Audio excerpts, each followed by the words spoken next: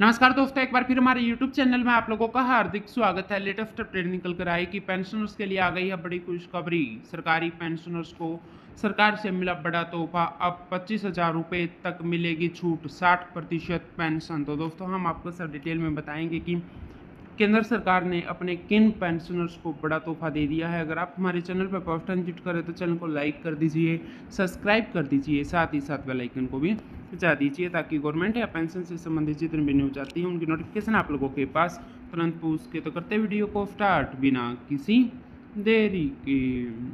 दोस्तों, केंद्रीय वित्त मंत्री निर्मला सीतारमण ने एक तरफ जहां टैक्स देने वाले नागरिकों को बड़ी राहत दी है, वहीं दूसरी तरफ सरकारी पेंशनर्स को भी बड़ा तोहफा दे दिया है। बहुत सारे कर्मचारी और पेंशनभोगियों को इस बात की जानकारी नहीं है, जिससे कि वो काफ़ी नुकसान उठाते हैं।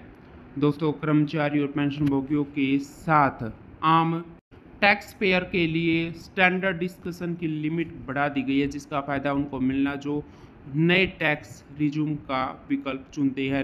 नए टैक्स रिज्यूम में स्टैंडर्ड डिस्कशन की लिमिट पहले 50,000 रुपये सालाना थी, अब बढ़ाकर 75,000 रुपये सालाना कर दी है। साथ ही नए टैक्स रिज्यूम में टैक्स स्लैब भी बदलाव कर दिया है।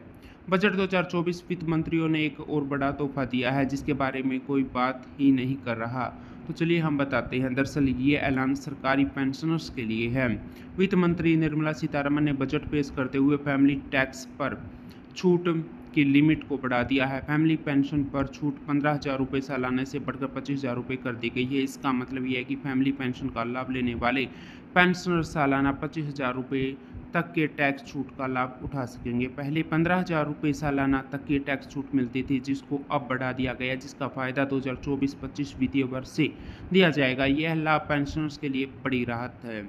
सरकारी कर्मचारियों को रिटायरमेंट के बाद उनकी अंतिम बेसिक पे का 50% पेंशन के रूप में आजीवन मिलता है, जिसके साथ उनको हर 6 महीने पर बढ़ने वाले महंगाई भत्ते का भुगतान किया जाता है। वेतन आयोग पर उनकी पेंशन में संशोधन किया जाता है। इसी प्रकार फैमिली पेंशन वह पेंशन है जो सरकारी कर्मचारी या पेंशन भोगियों की मृत्यु होने के बाद परिवार को पेंशन के रूप में दी जाती है।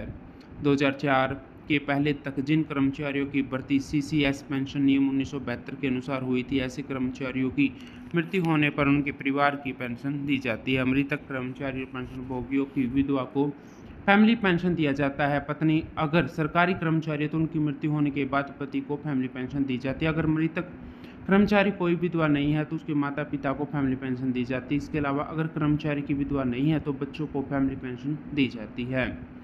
सीसीएस पेंशन नियम 1972 अब जो बदलकर सीसीएस पेंशन नियम 2021 हो गया है। नियमों के अनुसार सरकारी कर्मचारी या पेंशनभोगियों की मृत्यु होने पर उनकी बेसिक का 30% फैमिली पेंशन के रूप में दिया जाता है। इसके ऊपर महंगाई भत्ते का भुगतान भी होगा।